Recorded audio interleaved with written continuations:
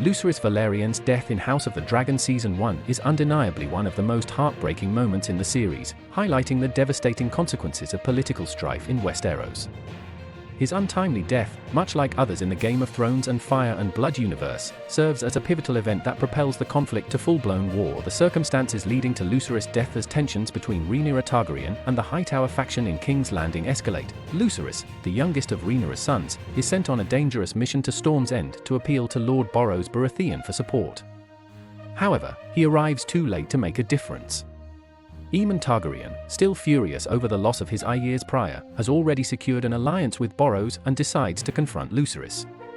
Aemond's attempt to intimidate Lucerys on Vhagar, his massive dragon, quickly spirals out of control, resulting in Vhagar attacking and killing both Lucerys and his dragon Arrax. The debate: is Rhaenyra responsible for Lucerys' death? Given the tragic nature of the event, it's tempting to place blame on Rhaenyra Targaryen for sending Lucerys on the mission alone.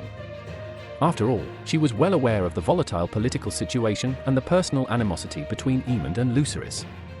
However, the reality is that Rhaenyra was in a dire situation, with her claim to the throne in jeopardy. The war between the factions was still in its early stages, and there was hope for peace.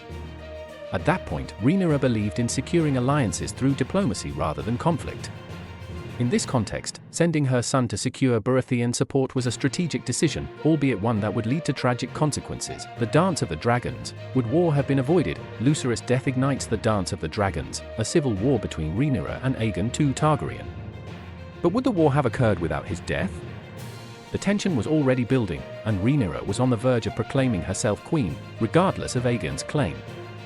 Aegon's forces were already mobilizing, and Daemon Targaryen and Otto Hightower had long been preparing for a confrontation.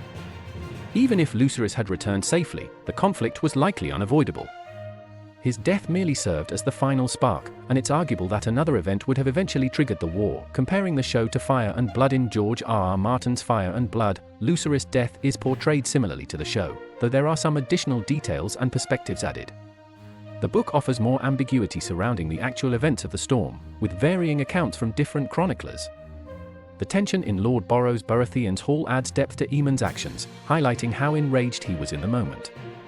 Regardless of the minor differences, the book and show both depict Lucerys' death as the crucial moment that sets the Dance of the Dragons in motion. The ripple effect of Lucerys' death serves as a tragic reminder of how the selfish decisions of the powerful in Westeros often have disastrous effects on innocent lives. His death doesn't just catalyze a civil war, it also showcases how the lives of common people are often sacrificed for the political games played by the elite. While the royals may have their reasons, it's the innocents like Lucerys who bear the real cost.